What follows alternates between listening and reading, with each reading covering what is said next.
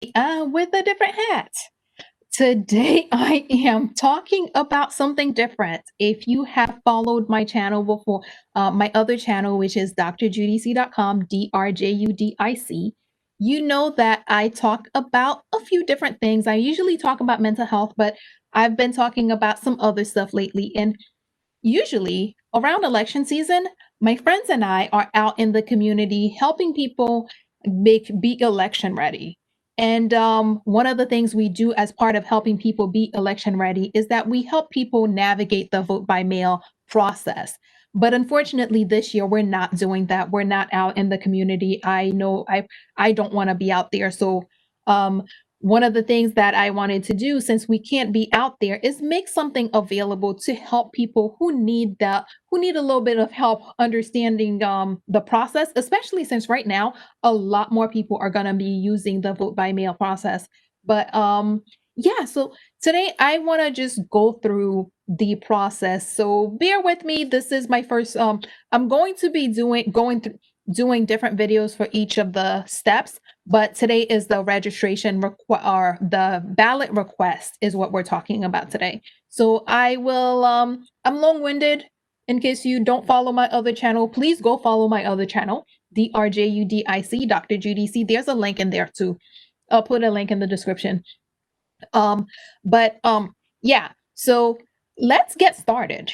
Whenever I talk to people about voting or anything related to voting, I tell them that the best way to get information, the best way to know what's going on or to find anything about elections in your area is to look for your local supervisor of elections. So that's what we're going to do today. I know I started this. Where is it? I can't find the page. I'm trying to share this page with you, but for whatever reason, I am not getting it. Okay, that's not what I'm looking for. Let's try it one more time. So I'm going to share. There it is. Edge. Boom. So what you're seeing is a standard search engine. So I come in here. Normally I would be typing Florida Division of Elections, which is what I always tell people to do. Type your state and division of elections, and it's going to pop up. Right now, Florida Division of Election already pops up because I was already looking for it. But let's say I lived somewhere else, like Massachusetts. Because I search Massachusetts, it's already here. So Massachusetts Division of Elections, I click on it, it gives me a link to their website. And then from the link to their website, I can get all sorts of information. Where do I vote? Early voting, or pretty much any information that I need. So just, yeah, that. But since I am a Florida resident, we're going to go back to Florida. Florida Division of Elections. There it is. And we're going to click on this link here to go to the Florida Division of Elections. Once I get here, it shows me basic information, stuff for candidate, but we want to focus here. This is where they're talking to the voters. You can get election dates. We had our presidential preference primary in March because, we want to be part of the decision. And we had our regular primary on August 18th. And of course, we have our general election coming up, or we all have general election coming up in November. Let's say I wanted to update my voter registration. Again, right there, voter registration, click here. It's talking about Florida's closed primary system. I've talked about on my other channel, meaning that you have to vote whatever party you're registered with. That's the primary that you can vote in. So you have to be part of a party to vote in primaries. But online voter registration is here, and it's also a little further down here where you could go and do all that. But we are not going to do that today. We're focusing on vote by mail. So go back to voters, voting, and then I hit voting. Okay. Then it gives me information about voting. For instance, accessible voting for people who need more assistance, early voting, language assistance, and then down here it gives me vote by mail. Why I recommend people go to their state division of elections, especially if you don't know your county.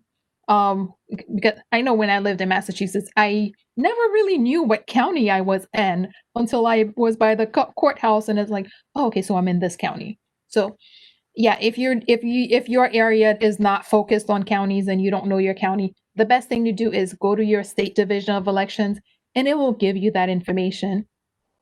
So from here, I know that I live in Palm Beach County. I When I click vote by mail, takes me to this page, and here, online applications on your county supervisor of elections website. That's who really you need, but we come here because they have direct access to all of them.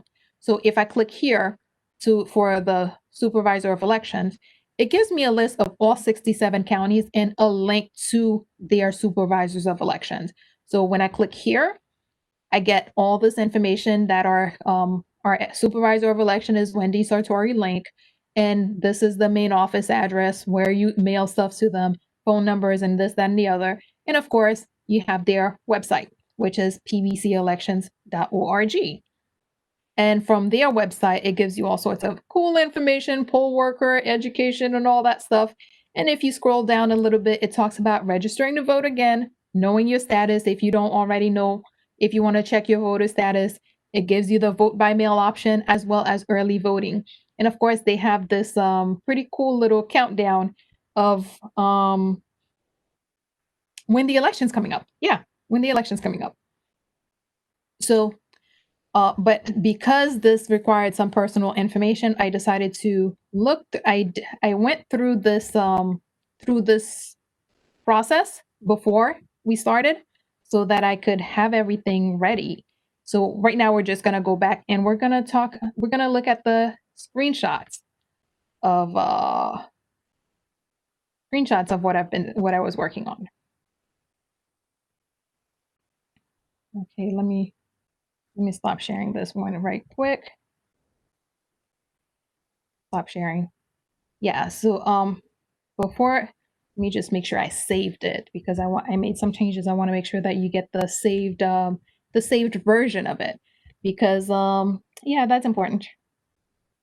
Yeah, there it is. So I went through and I went through the whole process, and I needed to start at the beginning. Okay. No, I know what I'm doing. I totally do. I promise. I kind of do. Okay, there we go, slideshow. And of course, it makes me start at the very beginning. So this is the page that we were on, right? And you see okay, this is the page we were on. And you see right there, it has early voting. If I click here, it would have given me early voting information. And right here, it's giving me the vote by mail information. And we had, at that time, it was 34 days. Now it's 33 until the election. If I click here, if I click on vote by mail, it takes me to this page, which gives me the option that one of the first option it gives you is to do an online ballot request, and it gives you the option of tracking your ballot. That's a different video. If I click on request a ballot or request vote by mail, it takes me here. One of the most important, it gives me several options that can be used to request the ballot.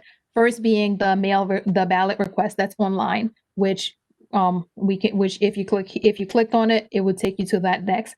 You can request a ballot by phone, but pay attention to this little statement here.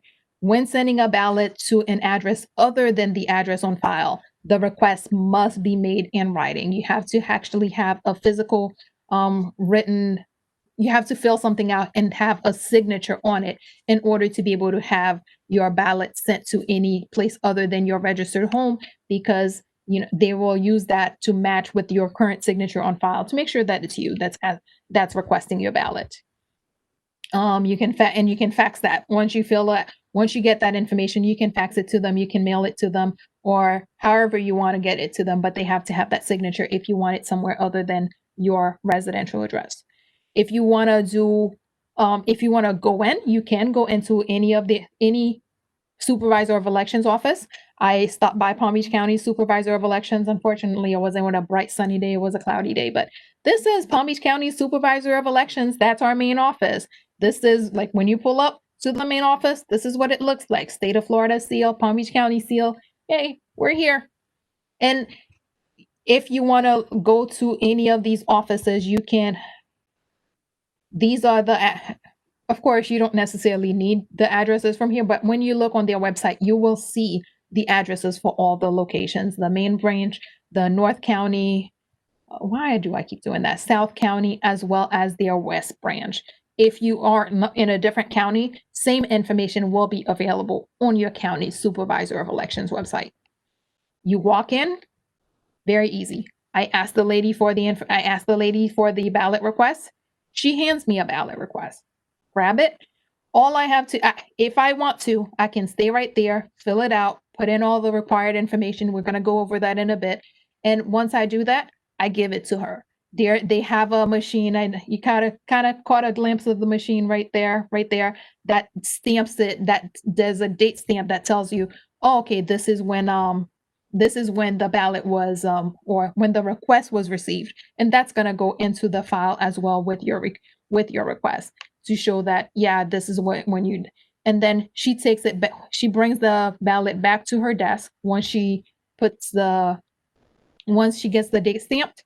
Let me show, like, she'll take it back to her desk and put it, and then you'll get your request in the mail soon after. If you don't want to do it right then and there, you can take it home with you. I wanted to show you all the information that is required. If you take it home with you, you could either mail it back. The address is usually on the back of it. You can't really see the address, but it's usually pre-addressed, and it gives you the option of, yeah, actually not gives you the option. You have to put a stamp on it, but it's pre-addressed. Then all you have to do is just make sure that you put a stamp on it. This is the information that's required. You have to tell them what election that you want. If you want all elections for the next 2 years, they can send you that. If you want just this general election that's coming, you can do that too. If you want the primary, we already had our primary for this year, but we have other primaries coming up if you're doing this in the future. If it's a municipal election, for instance, if you live in a city that has city elections, for instance, to elect your mayor and people like that, then you would do municipal. But if you do this, they will send you every ballot for every election that you're eligible to vote in. The other thing you need to make, the other piece of information that's necessary is your last name, your first name, and your date of birth. Those are the 3 key pieces of information that they use to search for you. That in order to look for you in the system, those are the 3 things that they usually use to look for you. And then the rest of it is more for verification. So now that once they find you, they need your residential address to know, okay, where do you live? And hopefully that matches what they have on file. If it doesn't match, they often will mail you something to ask you to update. If your address where you want the ballot to go is different from the address they have on file, you will need to do this mailing address. If it's the same address, sometimes if you just leave it blank, they'll just send it to your home. But if you want the ballot to go somewhere other than where you live, you have to make sure that you fill out this mailing address piece, because the ballot naturally goes to your home address or whatever mailing address they have on file for you. This should go without saying, but let me say it anyway. You must sign it. Whoever is requesting the ballot. If you are requesting the ballot for yourself or someone else, you must sign it as you. For instance, if you're one of the things we're going to go over is who can request the ballot. So if you're requesting it for your spouse, even if you can make perfectly your spouse's signature, you must sign your signature. So whatever your name is, if you are Joe, you write Joe. If you are Mary, you write Mary. Whatever your name is, you sign your signature, not the person that you're getting the ballot for. And of course, make sure you put the date on there. Again, your signature, not theirs, unless it's requested for you. Who can request? You can request it for yourself. And if you're requesting it for yourself, yeah, your signature goes there. If you could request for your spouse, for your parents, for your children, grandparents, siblings, that one is so ambiguous. Sometimes grandchildren request for their grandparents and grandparents request for their grandchildren, because this little grandparent piece is a little ambiguous. But yeah, that If you are any of these other people requesting a ballot for someone else, make sure you put your signature. Again, if you are any of these four people or these people other than self, you have to make sure that you fill out this bottom part, which asks for your name, full name, last name, first name, and it asks for your driver's license number because they have to have a way of verifying who you are. And they ask for your address, and you have to make sure that you fill this part out because it's important. What the other option is to do the ballot request online. If you opted not to go, let me see where were we when we found this. I think it was here. If from here a little further down, there's a next button. So if I click next, and it would take me here, which is the mail ballot request service. Once I click here, and one of the cool things about being here, it gives you a language option, and there are a pretty nice list of languages. I think it's because it's through Google Translate. So the translations may not be the best, but it's enough that if you speak a language other than English, it might be useful. So yeah, you see that you click here, it takes you here, click proceed. It asks for who's requesting it. If you're requesting it for yourself, you click myself. If you're requesting it for someone else, you click there. It's just that simple. Then it asks for if you click you are doing it for someone else, it asks you some information about yourself. For instance, name, first name, last name, what your relationship to the person is. We went over that with the paper one, spouse, parent. Now on the online, it has a lot more information, legal guardian, in-laws, which was not on the paper, is not on the paper request. But if you are any of those people, you can do the request for those people in your life. So, and the other thing it asks for is your address. Make sure you put your name, your first name, your last name, your relationship to the person, and your address. Even if whether you live with them or not, even if you live in a separate country, in a different what do you call it, in a different state, wherever it is, make sure that you put your address. Then they'll take you to the page where you search for the voter. Their name, first name, last name. You have to have the voter's date of birth. They require that. You have to put the voter's date of birth because, as I mentioned earlier, that's one of the ways that they identify who the voter is. So make sure you put that in there. And then they ask for the house number. So you need to know where they live. So hopefully you know where they live because if you're close enough that you can request the ballot for them, hopefully that means you know where they live. And then you go here.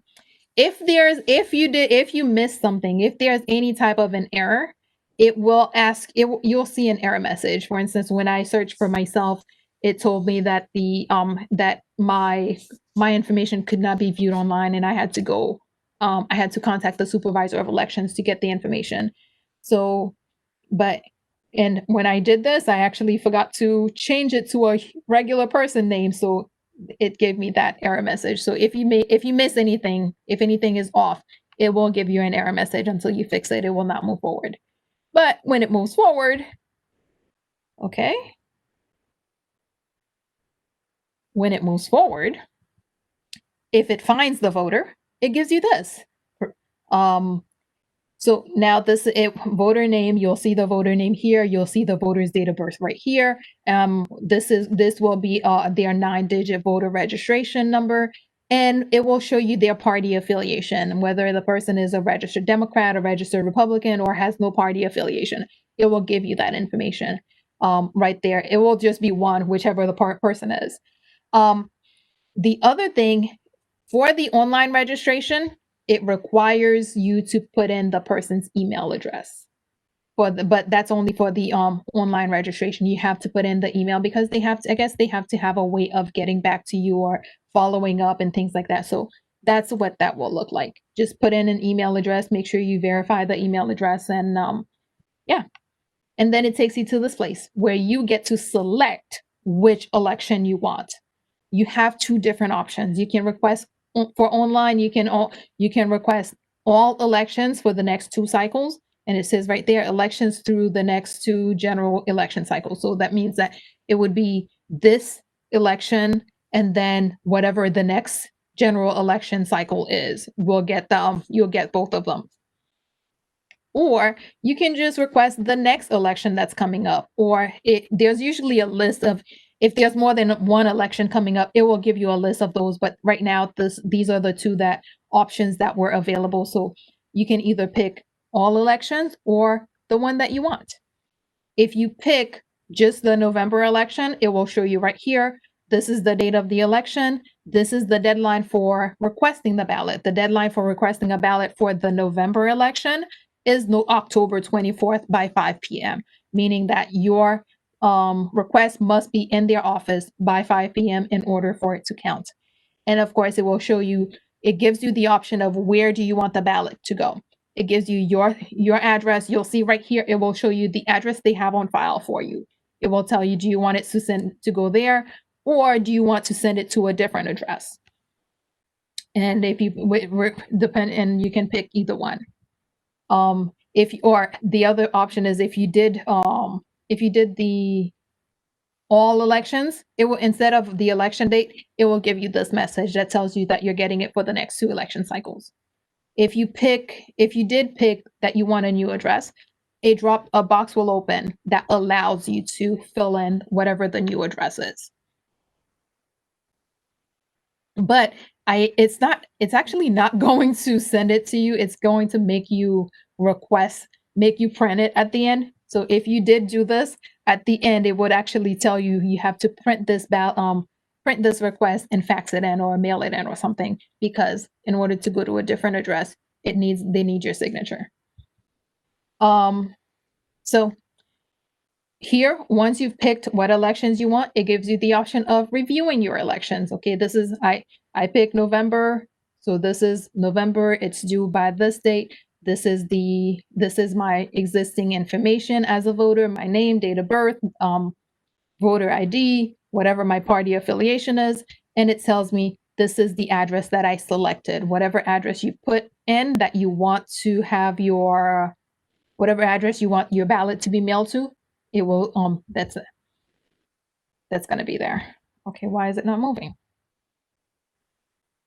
Once you select that and you say, okay, yeah, I'm good, let's go, it will take you to a captcha screen. And from there, you have to complete the captcha. I think it asked me to complete crosswalks or something. And I found the crosswalks, verify right here, and then I'm done. So it tells me, okay, your request, this, that, and the other. And it shows you this green screen once you pass the captcha to prove that you're human. And then from this point on, you submit.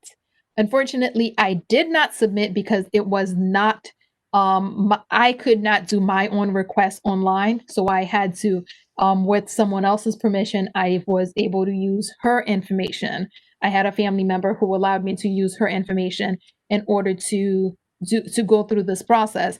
But because I was not of the relationship that I would have been able to request the ballot for her, I wasn't able to click submit. But once you click submit, it's going to tell you, hey, yes, we received your ballot request and that it's coming up. And usually within a few days, like within a week, less than a week, within a few days, you usually get the ballot in the mail. And yeah, so if you have not already done so, please make sure you subscribed. That way, next week when I talk about what to do once you get the ballot, I'm going to go over that with you. So make sure you're subscribed so that when I post that one, you are notified and you can see it. Yeah, that is really all we have for today. I know I talked really fast and this was super long, but thank you for bearing with me. And I hope you found this helpful. If you found this helpful, please make sure you subscribe to the channel, which that's not what we normally do on this channel. It's for something else, but yeah, subscribe and share. Make sure you share with other people because I want people to have access to this information. Share the knowledge and share the video. And yeah, I think that's pretty much it. So if you have any questions, just please make sure that you leave them in the comment. Let me know, are you going to be voting by mail? Are you going to be going in? Or if you have any questions or if you have something else you'd like me to cover, please make sure that you, yeah, put that in there. Let me know, that way I can make sure that I cover it. And yeah, I think that's about all we have for today. Good morning, world, and have a wonderful day. And I will talk to you soon.